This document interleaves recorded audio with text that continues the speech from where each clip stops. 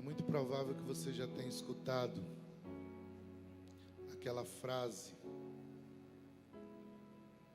que aparece em caixas de remédio, que diz: mantenha fora do alcance das crianças.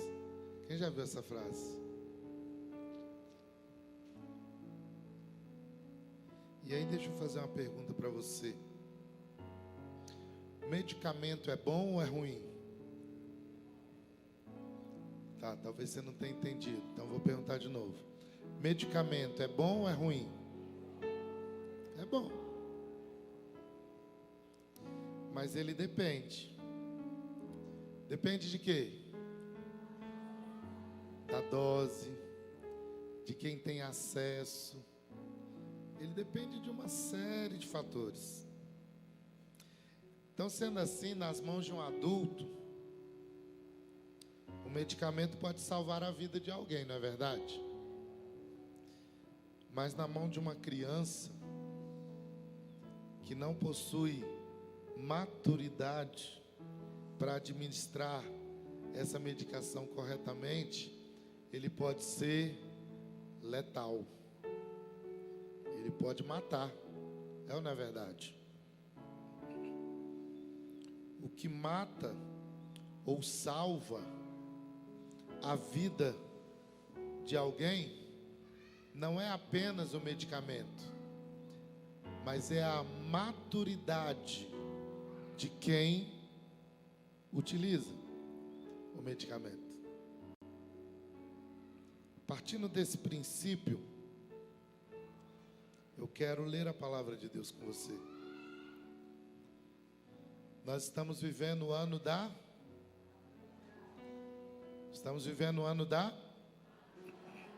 maturidade. E é importante entendermos algumas verdades que estão ligadas à questão da maturidade. Então eu quero que você abra a tua Bíblia comigo, me acompanhe.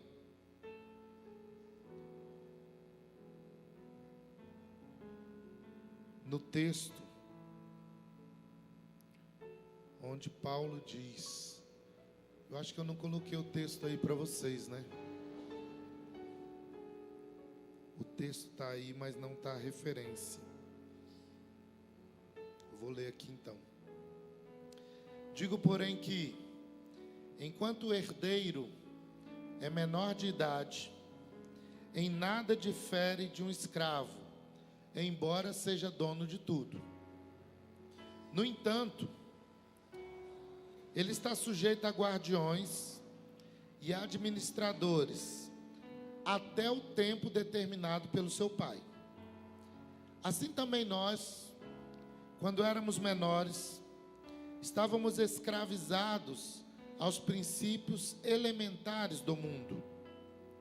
Mas quando chegou a plenitude do tempo, Deus enviou seu filho, nascido de mulher, nascido debaixo da lei, a fim de redimir os que estavam sob a lei, para que recebêssemos a adoção de filhos. E porque vocês são filhos, Deus enviou o Espírito de seu Filho ao coração de vocês, e ele clama: Abba, Pai. Assim, você já não é mais escravo, mas filho. E por ser filho, Deus também o tornou herdeiro. Eu quero que você vire para o seu irmão e fale assim: você já não é mais escravo, mas filho. E porque você é filho, Deus te tornou herdeiro. Você pode aplaudir ao Senhor. Glória a Jesus.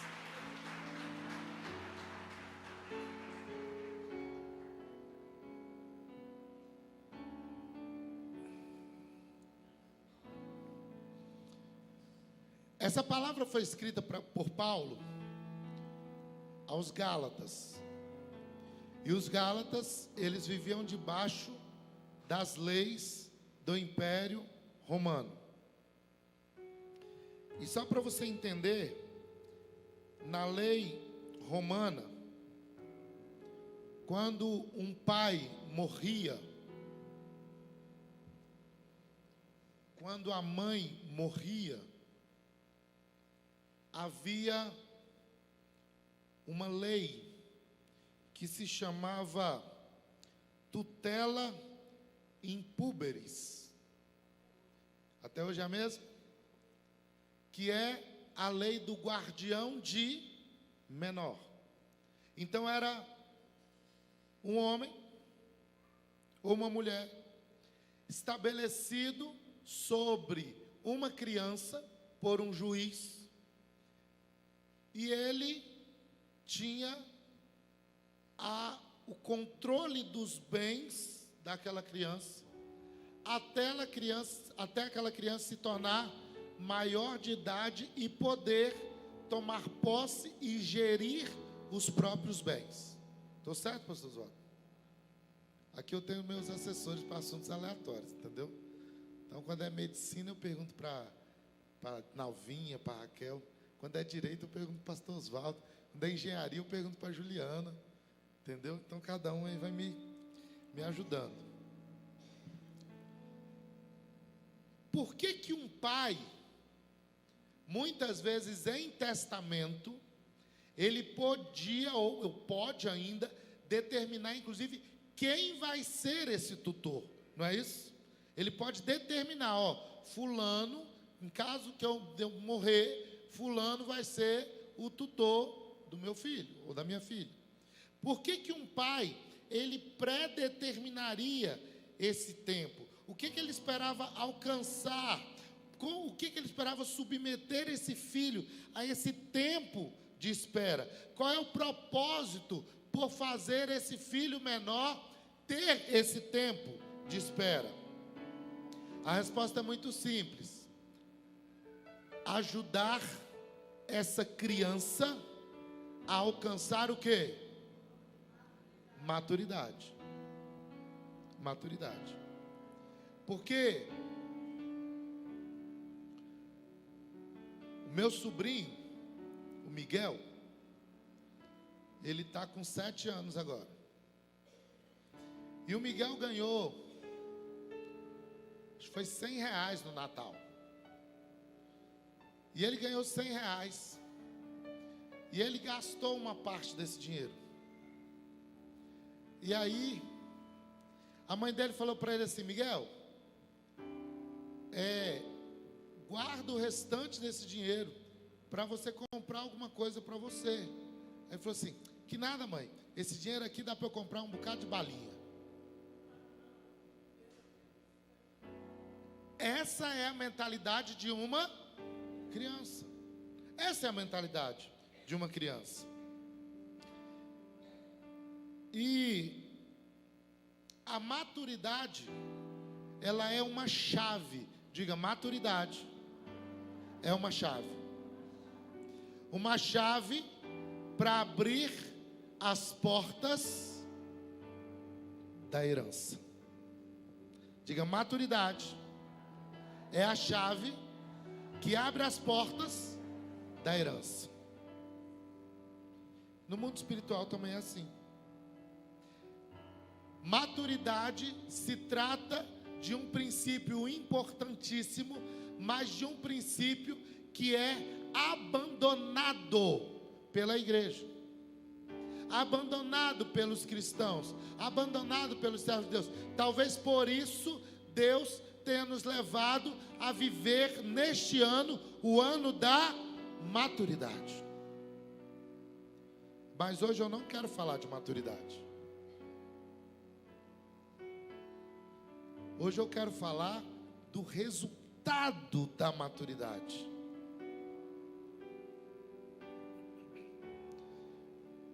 Eu gosto muito de cálculos matemáticos. Eu acho que eu deveria ter nascido matemático. E eu amo alguns cálculos matemáticos. E tem alguns que vocês aprenderam já. Por exemplo, fé mais obediência é igual a... Vocês são muito sabidos, vocês sabem calcular. Vamos ver se os outros que não são bons de matemática, aprenderam. Fé mais obediência é igual a milagre. Agora eu vou te ensinar um outro cálculo. Ser filho mais maturidade é igual a herança. Só o Gilmar que entendeu, então vou repetir. Ser filho mais maturidade é igual a herança. Aleluia. E eu quero falar sobre herança. Eu não quero falar sobre maturidade. Sabe por quê? Porque se eu não entender o porquê da maturidade, o porquê, eu não vou querer amadurecer. É ou não é verdade? Por exemplo, quando a Ana Beatriz era pequena, eu levei ela a primeira vez num caixa eletrônico. E aí eu inseri o meu cartão. E quando eu inseri o meu cartão e digitei a minha senha, e aí o dinheiro saiu. Quando o dinheiro saiu, ela falou assim: uau! Pai, é só isso? Põe o cartão, aperta os numerozinhos e sai dinheiro? Eu quero uma máquina dessa lá em casa.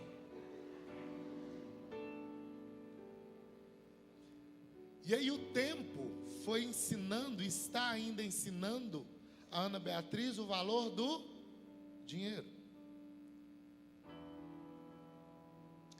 Heranças são desperdiçadas de famílias riquíssimas, de famílias poderosíssimas, por falta de maturidade. Foi feita uma pesquisa alguns anos atrás, e essa pesquisa constatou que no Brasil, na época, eu não sei hoje, mas no Brasil, na época, só havia 2 milionários da Mega Sena. Você tem ideia do que é isso? O último prêmio da Mega Sena da virada agora eu fiz os cálculos lá, que a gente fica só lá olhando, né? E pensando: ô Jesus, podia ao menos entregar o dízimo na minha igreja, certo? Pastor, você recebe o dízimo? Irmão, pode trazer, entendeu? A gente ora, santifica, faz muita coisa, né, Lucas? Oh, Jesus. Mas vamos lá, vamos voltar para cá, senão você vai falar: pastor, começa a cair da heresia dele. Tá, aí eu fiz as contas, deu 76 milhões para cada um dos ganhadores. Foram 5 ganhadores. Gente, 76 milhões é para teus filhos, teus netos, teus bisnetos nunca mais passar necessidade.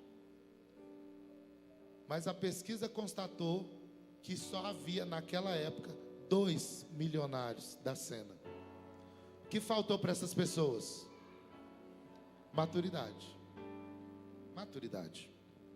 Então eu quero falar sobre herança. Por quê? Porque se eu não entender o alvo da minha maturidade, eu não alcanço ela, eu não luto por ela.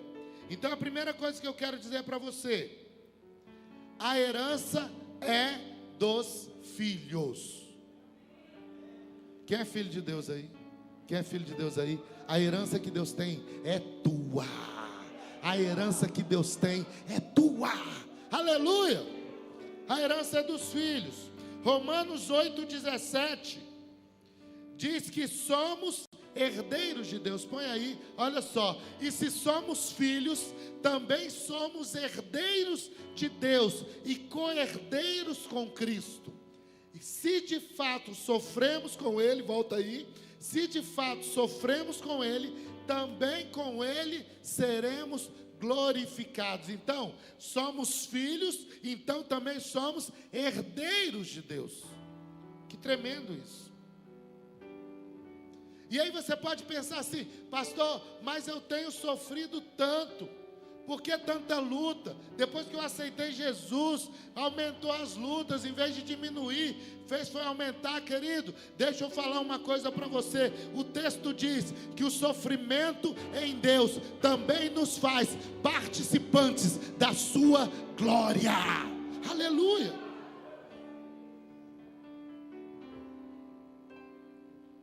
Comece a louvar a Deus pelos sofrimentos. Comece a louvar a Deus pelas provas. E não é fácil. Quinta-feira, eu estava conversando com a Carla. E eu estava contando para a pastora Carla um pouquinho das minhas lutas. Compartilhando com ela um pouquinho das provas. E eu falei para ela assim: olha, Carla, eu estou muito feliz com as provas. E eu falei chorando para ela que eu estava muito feliz com as provas. Sabe por quê? Porque você e eu não vemos o mundo espiritual, certo? Mas o mundo espiritual existe e se move, amém? Você crê nisso? E eu creio que quando Deus começa a se mover e começa a colocar os anjos em volta da gente, e começa a aumentar a guarda em nossa volta, e começa a colocar anjos em posição de guerra à nossa volta, o diabo também enxerga isso e se prepara para contra-atacar. Então cada contra-ataque do diabo é porque ele sabe que Deus já está se levantando em seu favor. Aleluia! Glória a Deus! Aleluia! É por isso que à medida que a tribulação aumenta, que a luta aumenta, eu tenho certeza absoluta que o céu está se movendo.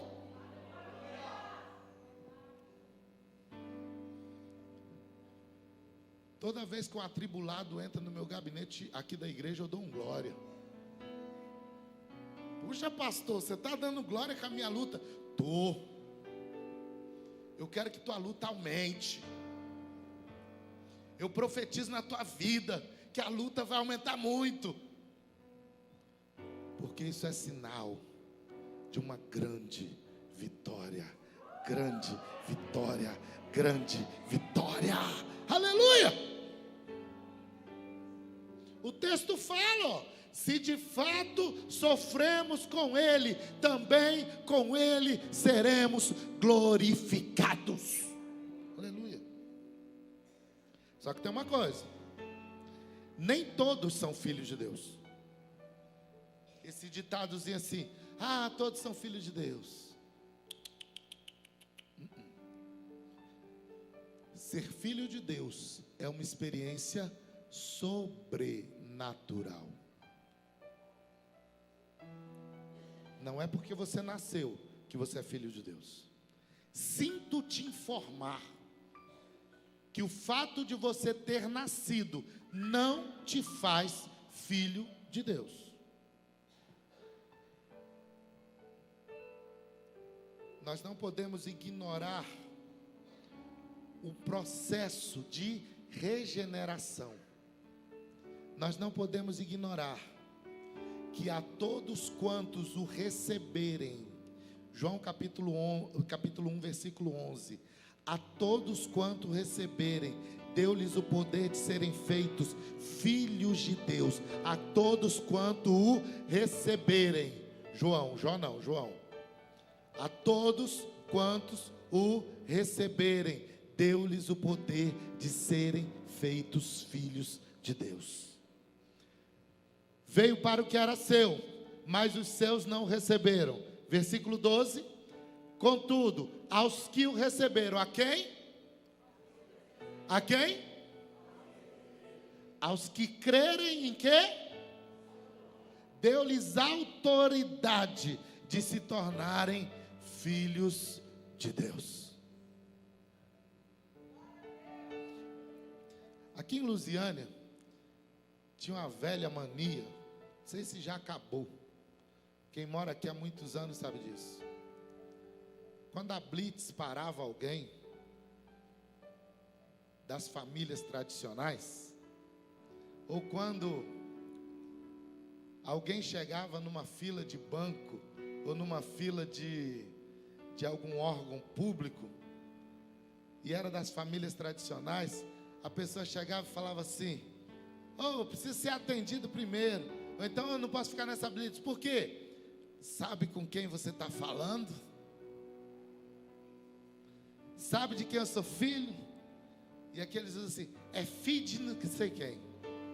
Vocês já devem ter ouvido isso. Quem mora em Lusiânia há muitos anos já ouviu isso. Já sofreu com isso. Deixa eu falar uma coisa. Dá uma vontade gospel, de quando ouvir um negócio desse, você virar e falar assim, e você sabe de que eu sou filho? Porque o texto diz, deu-lhes autoridade. Mas deixa eu te falar uma coisa. Talvez no mundo físico você não possa falar desse jeito, mas no mundo espiritual, quando os levantes de Satanás começarem, quando Satanás começar a querer se levantar na tua casa, quando Satanás querer se levantar no teu casamento, quando Satanás quiser se levantar no teu emprego, quando Satanás quiser se levantar nos teus relacionamentos, quando Satanás quiser se levantar contra a tua vida, a tua casa, a tua família, você vai dizer para ele, você sabe de quem eu sou filho? Eu sou filho de Deus, recebi essa herança por Jesus. Aleluia, glória a Deus, aleluia, aleluia. O apóstolo Paulo diz, nenhuma condenação há para os que estão em Cristo. Aleluia. Então a primeira coisa que eu aprendi é que herança é para quem? Herança é para quem? Quem é filho? Diga eu. Você é filho? Então a herança é para você. Amém? Entendeu? Segundo, qual é essa herança? Por quê? Se herda dívida também. É ou não é, pastor Oswaldo? Se herda dívida também. Então, eu não sou bobo de querer receber qualquer herança, certo? Se você deve aí, por favor, não deixe de herança para mim. Eu estou dispensando, mas eu passo as minhas para você, sem problema nenhum. Então, em Deus, eu preciso saber qual é essa herança. As escrituras, elas destacam qual o valor dessa herança. Por quê? Porque eu preciso ser motivado a permanecer em Deus.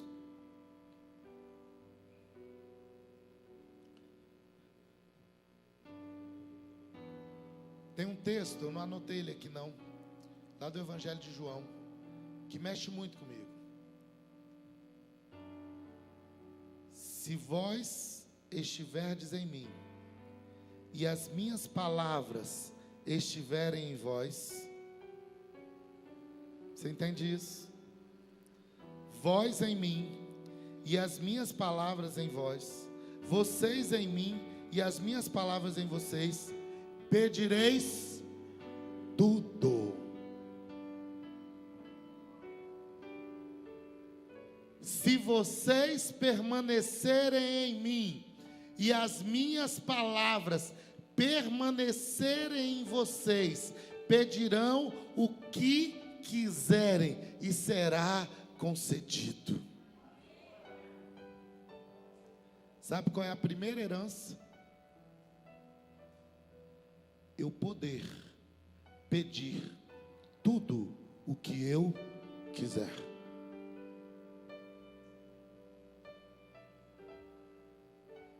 Pastor, mas eu não estou vivendo isso. Eu não estou vivendo isso. O que o texto está dizendo? Se vocês o quê? E as minhas palavras, então, qual é o princípio? O princípio? Permanecer. E nós temos dificuldade em permanecer. Começamos a orar. A bênção demora a vir. O que a gente faz? Para de orar. Desiste. Porque tem herança que vem rápido, mas tem herança que não vem rápido. Tem herança que exige inventário.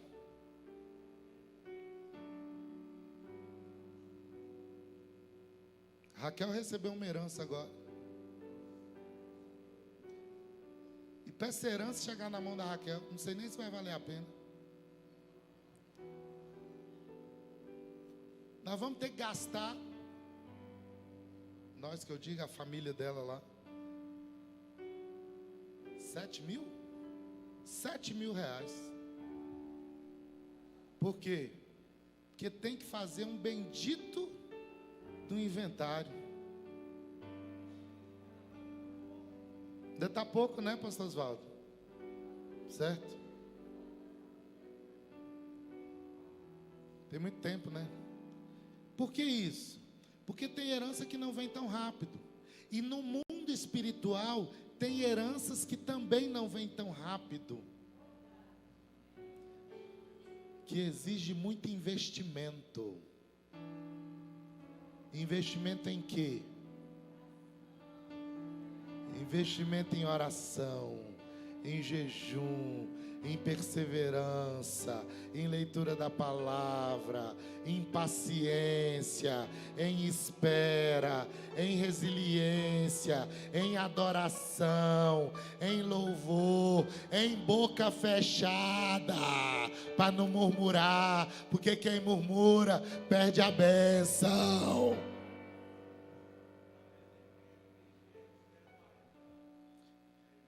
E às vezes espera 40 anos para entrar nela. E às vezes por causa da minha murmuração, a herança que era um caminho de 3 dias, vira uma caminhada de 40 anos. Muitas vezes, o caminho que era de 3 dias, vira uma caminhada de 40 anos, porque temos dificuldade em permanecer.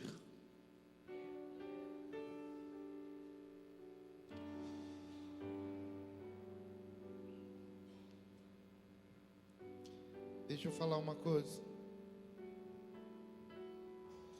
Sabe qual é a vantagem dessa herança espiritual? Ela não é dividida. Ela não é dividida. A família da minha mãe tem 13 irmãos. Hoje são 3 falecidos, 4 agora. Acabamos de perder um tio agora. Sobraram 9 irmãos. Meu avô deixou uma casa lá na Rua dos Telégrafos. A gente nem quis dividir, porque vai dar uma mixaria para cada um, não vai compensar o inventário. Sabe qual é a diferença para a herança espiritual? Ela é tão grande, ela tem uma dimensão tão poderosa, que a Jainara recebe 100%, o Rogério recebe 100%, a Josiane 100%, a Lídia 100%, o Eric 100%, a Duda 100%, o Rogério 100%. Ela é total e é compartilhada com todos vocês. Aleluia. Primeiro, é tudo. Diga tudo. O que é material. Vamos lá para o texto antes. Abre lá, 1 Coríntios capítulo 3, versículo 21.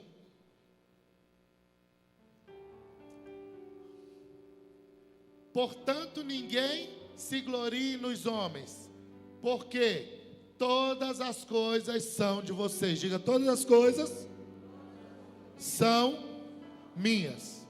Todas as coisas o quê? Vamos para o próximo. Seja Paulo, seja Apolo, seja Cefas, seja o mundo, seja a vida, seja a morte, seja o presente, seja o futuro, tudo é de vocês. 23. E vocês são de Cristo, e Cristo é de Deus.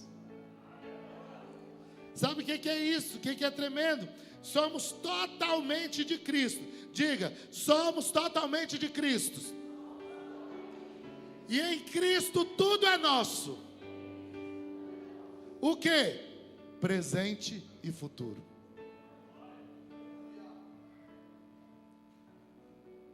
E aí nós somos bombardeados com as pessoas que falam assim: ah, não podemos pregar prosperidade. Podemos sim.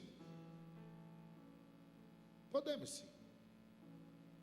Não podemos pautar a nossa vida na prosperidade. Por quê? Porque se Deus fizer, Ele é Deus. E se Ele não fizer, Ele é Deus. Se a porta abrir, Ele é Deus. Se fechar, Ele é Deus. Se tudo der certo, Ele é Deus. Se não der, Ele continua sendo Deus. Aleluia. Mas a palavra diz que o presente é nosso. Você entende o que é isso? Você entende que os melhores clientes da cidade são da sua empresa? Você entende que os melhores colocações são suas? Você entende que as melhores faculdades são suas? Você entende que o melhor casamento é seu, amém? Glória a Jesus. Tem umas meninas que até abriram o sorriso. Jesus. Aleluia. É tudo teu. E o futuro também é teu. Aí nós usamos um ditado que diz assim: o futuro a Deus pertence. E quem é de Deus?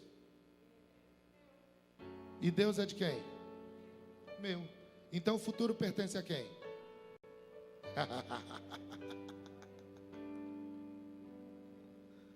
O futuro a mim pertence. Aleluia. E aqui, querido, não é o coach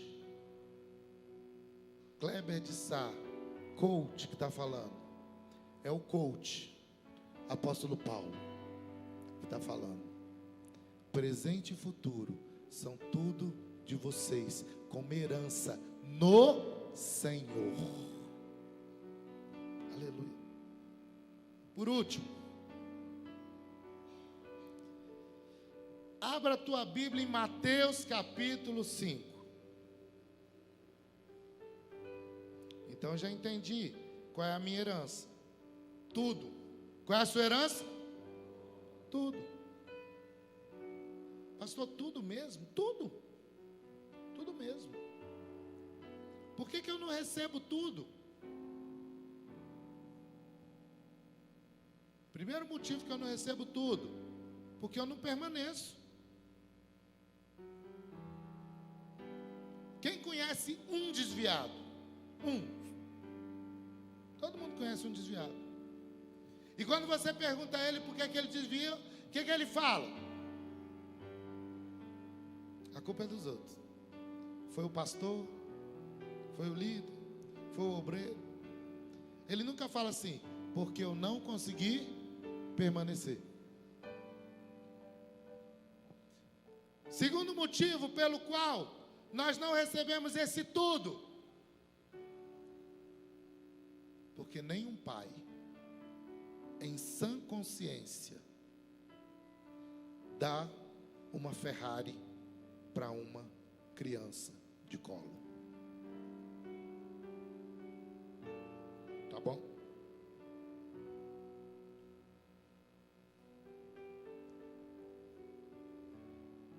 Tem um bebezinho aí hoje. Levi está lá atrás. Aí todo mês, não sei quem inventou isso, todo mês a Chelsea inventa de fazer mêsversário do Levi. E aí as boleiras que inventaram, né? Isso foi invenção da Cida com a Jainara. Elas combinaram, vamos criar um negócio aqui.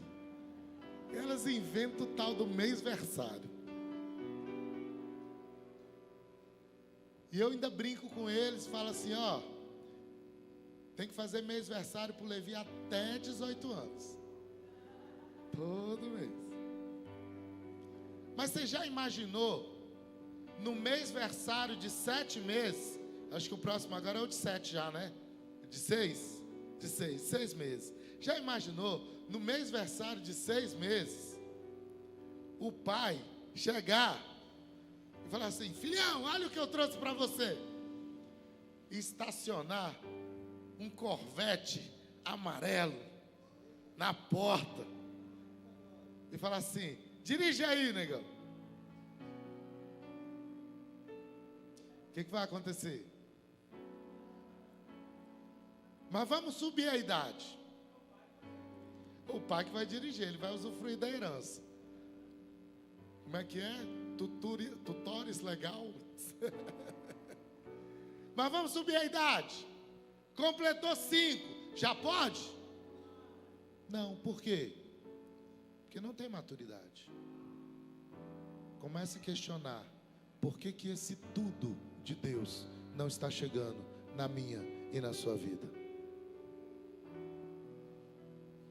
Pastor, estava tão bom, estava dando tanto glória aqui. Deus não dá Ferrari para criança.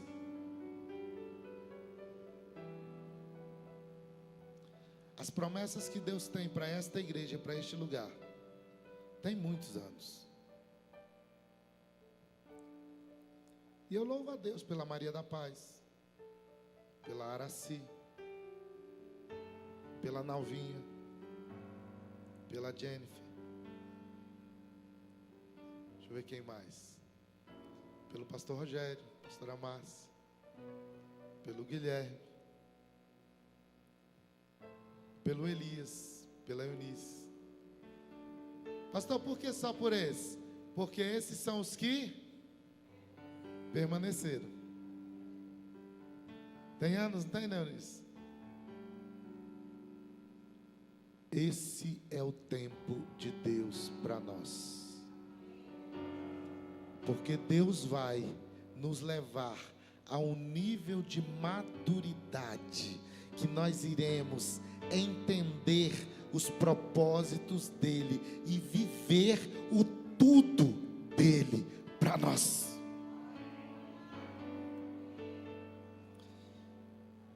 Abra sua Bíblia em Mateus capítulo 5, a partir do versículo 3.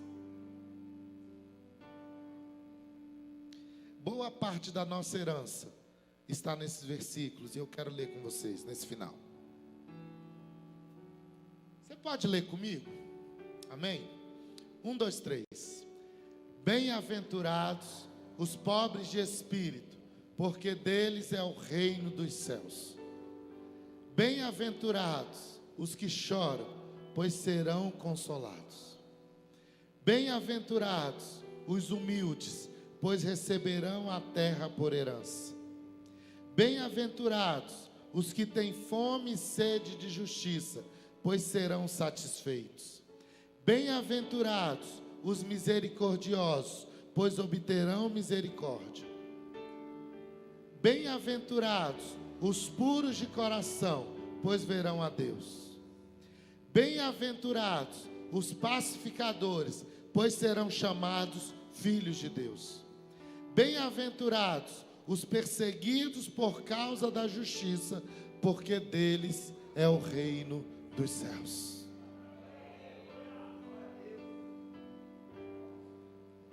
Isso tudinho aí está no testamento de Deus para os filhos. E sabe o que mais me deixa impactado? São 8 bem-aventuranças. A primeira fala do céu, e a última fala do céu. As 6 do meio falam da terra. São bênçãos que Deus tem para você e para mim hoje. Isso é muito forte. Só que tem uma coisa: as 8 qualidades implicam em responsabilidade.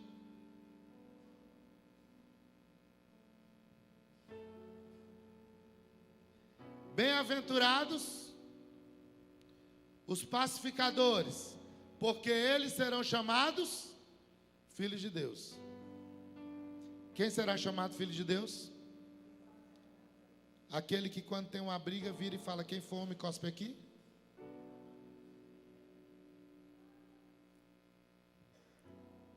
Teve um discípulo nosso aqui da igreja, que esses dias em um dos grupos de líderes, rolou uma divergência no grupo. E a conversa foi rendendo, e até que eu tive que intervir. E cortei a conversa. E vocês sabem que eu tenho uma sutileza para cortar as coisas. Eu sou tão sutil quanto um elefante na sala. Então eu entrei assim, chutando de bicuda. E aí ficou aquele cri, cri, cri, cri no grupo. E aí entrou um.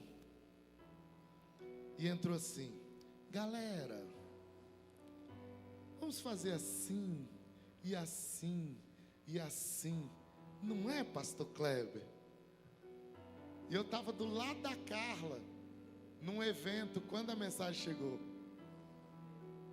Aí eu falei assim: olha o espírito de pacificador desse discípulo.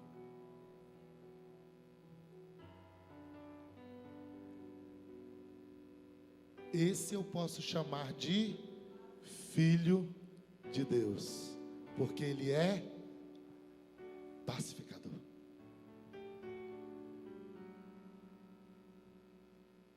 Quem gostaria de receber da parte de Deus misericórdia? Quer uma receita? Bem-aventurados os misericordiosos. Quem gostaria de receber da parte de Deus o direito de ser consolado? Está lá. Volta lá para mim, no 3. Volta lá, que lindo. Vamos lá. O 3. Volta mais um. Quem quer o reino dos céus? Todo mundo quer. Bem-aventurados os pobres de espírito. Aqueles que são quebrantados. Aqueles que não têm um espírito orgulhoso. Quem quer ser consolado da parte do Senhor? Vai lá para o 4. Versículo 4. Bem-aventurados que choram. Você quer consolo da parte de Deus? Chora no pé dele. Chora no pé dele. Deixa o seu orgulho de lado e chora no pé dele. Deixa eu falar uma coisa para vocês. Quando eu oro 3 dias seguidos sem chorar, eu começo a me preocupar. Por quê? Porque eu quero o consolo do Espírito Santo na minha casa. Eu quero o consolo do Espírito Santo na minha vida. Ontem aqui, ministrando aos jovens aqui, e eu vi esses jovens chorando, se derramando na presença do Senhor, de uma forma assim, tão profunda. E eu falei: Senhor, eu tenho certeza que o Senhor vai fazer. Porque bem-aventurados que choram.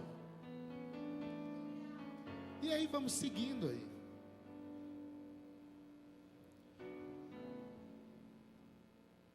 A herança está aí na sua mão. O testamento está aí na sua mão. Quem tem Bíblia? Você tem Bíblia? O testamento está na tua mão. Só que deixa eu te contar uma história. E nós vamos orar. Spurgeon chegou na casa de uma mulher. E essa mulher estava muito adoentada. E ela era uma serva de Deus. Ela amava o Senhor. E Spurgeon foi lá para orar por essa mulher. E quando ele chegou na casa dessa mulher, ele notou que numa moldura tinha um papel muito bonito. E ele falou para ela assim: escuta, minha irmã, o que é esse papel? Ela falou assim: eu trabalhei muitos anos na casa de uma família muito rica. E quando a senhora morreu, ela deixou esse papel para mim. E eu achei tão lindo esse papel, e eu coloquei na moldura. E aí Spurgeon olhou o papel e falou assim: eu posso levar essa moldura? Pode levar. Falou: eu vou mandar alguém examinar. E levou para um advogado. E quando o advogado examinou, era uma escritura, era um testamento.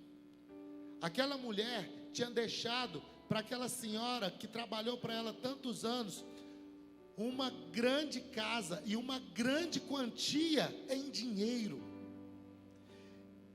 que deu para aquela mulher terminar os dias dela muito bem. Só que, como ela já estava muito adoentada, ela não conseguiu usufruir de toda aquela herança.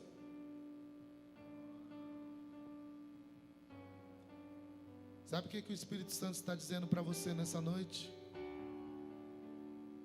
Que a mesa está posta. E que a mesa é para os filhos. Aquela mulher cananeia não pôde se sentar à mesa, porque ela não tinha direito de filho, mas você tem. Não pendure a tua herança na parede. Não guarde a tua herança nas gavetas da tua alma. Não guarde a tua herança nos escondidos da tua alma, mas tome posse, se senta à mesa, se sente à mesa, porque tem lugar à mesa para os filhos. Vamos estar de pé. Eu não sei o que você está passando, filho. Eu não sei quais têm sido as suas lutas, mas uma coisa eu vou te dizer: tem lugar à mesa. Tem lugar à mesa. Mesa é para filhos. Pare de viver como escravo. Pare de viver como aquele que não tem direito a nada. Tome posse do que Deus te deu. Tome posse daquilo que Deus tem para você.